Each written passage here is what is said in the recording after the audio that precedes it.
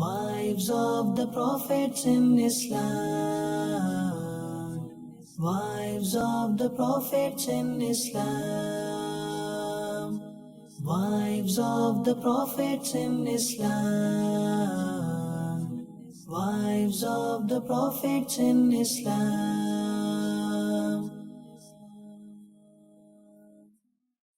Alhamdulillahi Rabbil Alameen wassalatu wassalamu ala Sayyidil Mursaleen amma ba'd fa'a'udhu billahi minash shaitanir rajim Bismillahir Rahmanir Rahim Assalatu wassalamu alayka ya Rasulallah wa ala alika wa ashabika ya Habiballah Assalatu wassalamu alayka ya Nabiyallah wa ala alika wa ashabika ya Noorallah. Dear viewers of Madani Channel, welcome once again in our new episode of our program that goes by the name of Wives of the Prophets.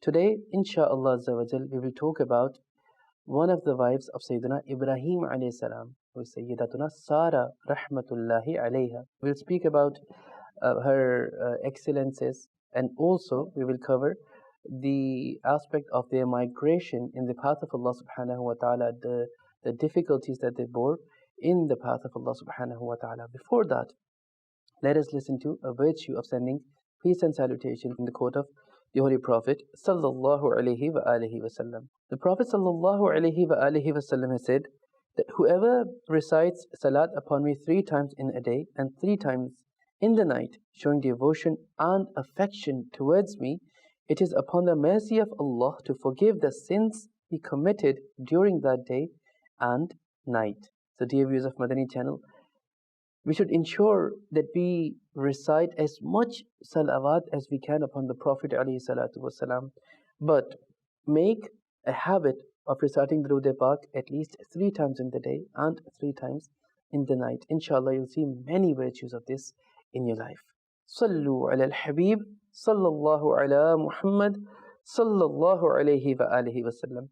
Our topic of the day, as we mentioned earlier, Sayyidatuna Sara rahmatullahi alayha. She was the blessed wife of Sayyiduna Ibraheem alayhi salam, and she was also the cousin of Sayyiduna Ibraheem alayhi salam. She was the first wife of Sayyiduna Ibraheem alayhi salam and also the cousin of Sayyiduna Ibraheem alayhi salam. And her father's name is Haran, and he's also referred to as Haran Akbar. Reason being, because Sayyiduna Ibraheem alayhi salatu wasalam, he had a brother whose name was also Haran. So to distinguish between both the Harans, the father of Sayyidatuna Sara rahmatullahi alayha, who was the uncle of Sayyidina Ibrahim alayhi salam, he was referred to as Haran Akbar, and the brother of Sayyiduna Ibrahim alayhi salam was referred to as Haran Asghar.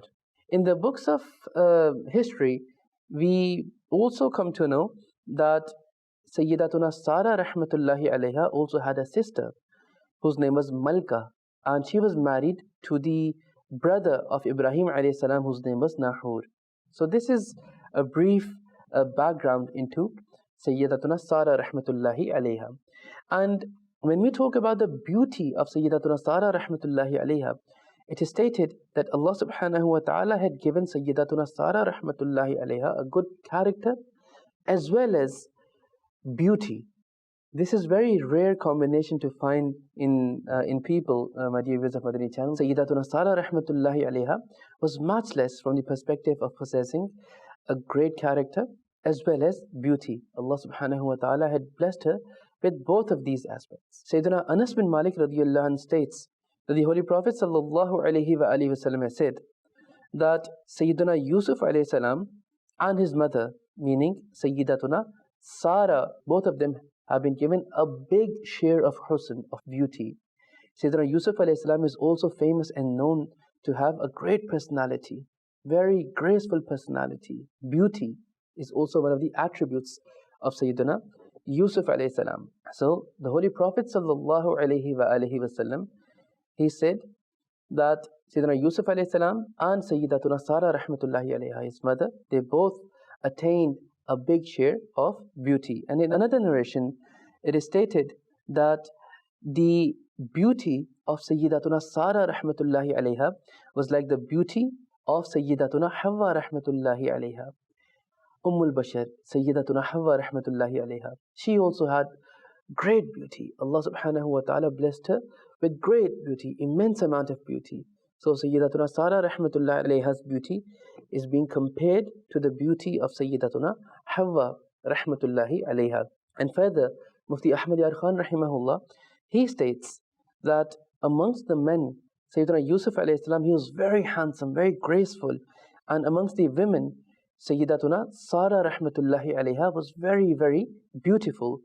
In fact, Sayyidina Yusuf alayhi salam, the beauty of Sayyidina Yusuf alayhi salam was inherited through the beauty of Sayyidatuna Sara rahmatullahi alayha. The beauty of Yusuf alayhi salam was inheritance of Sayyidatuna Sara rahmatullahi alayha, because Sayyidatuna Sara rahmatullahi alayha is also amongst the mothers of Sayyidina Yusuf alayhi salatu wasalam. So this is the beauty that Allah subhanahu wa ta'ala had bestowed upon Sayyidatuna Sara rahmatullahi alayha, that the beauty of Sayyidina Yusuf alayhi salam is well known, is famous, is specially known for his beauty, but even that beauty is mirath, is inheritance of Sayyidatuna Sara rahmatullahi alayha. Regarding the accepting of Islam of Sayyidatuna Sara rahmatullahi alayha, this is a beautiful account and very beautiful incident took place, because of which Sayyidatuna Sara rahmatullahi alayha, she embraced Islam. Babil, or Babylonian as we know, is a very historic ancient city, and this is situated in Iraq. And thousands of years ago, a rebellious king named Namrud bin Kan'an, in his reign, in his kingdom, Babylonian, Babil was the capital of his kingdom. And it is the same place where Sayyiduna Ibraheem Khalilullah ala nabiyyina wa alayhi salatu wasalam was put into fire as well. It was in this city where Sayyiduna Ibrahim alayhi salam was also put into fire. But what happened? Fire, what normally it does, it completely did opposite to it. And Sayyiduna Ibrahim alayhi salatu wasalam, he remained absolutely safe and sound in the fire. The fire did not harm Sayyiduna Ibrahim alayhi salam. The normal characteristic of fire is to burn, but when Ibrahim alayhi salam was put into fire, that fire became cool and peaceful for Sayyiduna Ibrahim alayhi salatu wasalam, and Sayyiduna Ibrahim alayhi salatu wasalam came out of the fire absolutely safe and sound. And this account has been mentioned in the Holy Quran as well, in verse number 68 and 69 of Surah Anbiya. Allah subhanahu wa ta'ala says, قالوا حرقوه وانصروا آلهتكم إن كنتم فاعلين قلنا يا نار كوني بردا وسلاما على إبراهيم. Translation from Kanzul Iman, they said, burn him and help your gods if you are to do something. We said, O fire, become cool and peaceful upon Ibrahim. So this is what has been said in the Holy Quran regarding this very account. Now, looking at this great sign of Allah subhanahu wa ta'ala and this great miracle of Sayyiduna Ibrahim alayhi salam, when the fire didn't burn him and he came out of the fire safe and sound. After seeing this miracle of Sayyiduna Ibrahim alayhi salatu wasalam, then those people of his nation whose hearts were illuminated by the light of Nur, they embraced faith upon Sayyiduna Ibrahim alayhi salam.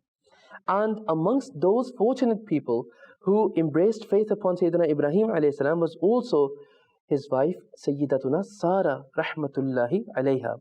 And she embraced Islam, saying that, O Ibrahim, I embrace faith upon that Lord who has kept you safe from this fire.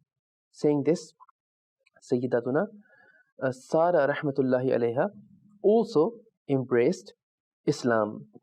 Now, dear viewers of Madani Channel, after Sayyidina Ibrahim alayhi salam came out of the fire, Sayyidatuna Sara rahmatullahi alayha, she embraced Islam and she was married to Sayyidina Ibrahim alayhi salam. Now, Sayyidina Ibrahim alayhi salam, he intended to migrate from Babylonian, and persuading his family members, his household, he said that indeed I'm about to migrate from this place of disbelief to such a place where my Lord has commanded me to migrate, to go. And He will show me way, He'll show me path towards my purpose. And this again has been mentioned in the Holy Quran in verse number 99 of Surah Safat. Allah subhanahu wa ta'ala says, وَقَالَ إِنِّي ذَاهِبٌ إِلَىٰ رَبِّي سَيَهْدِينِ, meaning that I am about to go towards my Lord and He will show me the way. Now, after this, Sayyiduna Ibrahim alayhi salam, he migrated, and this was the first migration in the way of Allah subhanahu wa ta'ala.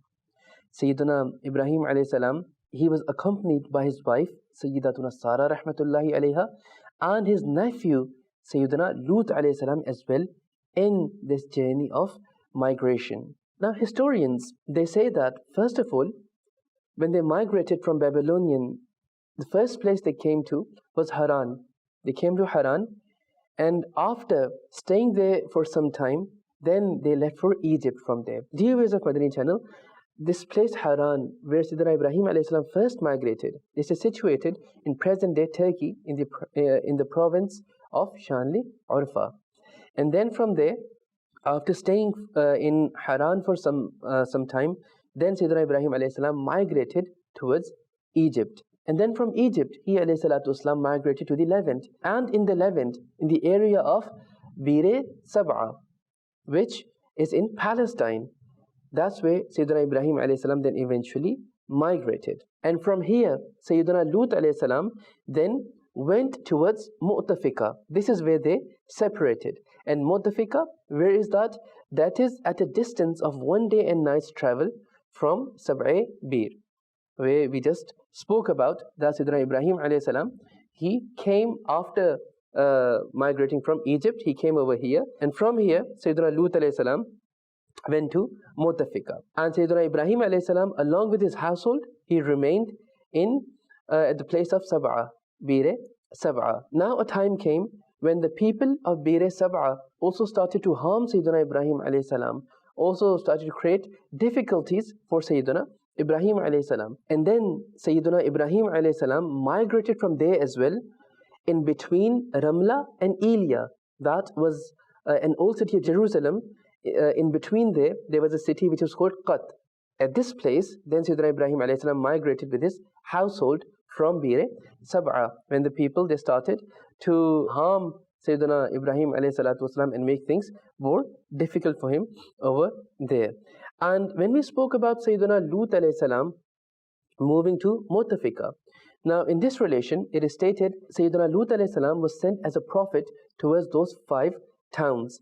And the names of those 5 towns were Sadum, Amur, Amur, Sabwir and Barin. These 5 towns made a city of Mu'tafika. And this is where Sayyiduna Lut alayhi salam went to. And Sayyiduna Lut alayhi salam was the nephew of Sayyiduna Ibrahim alayhi salatu wasalam.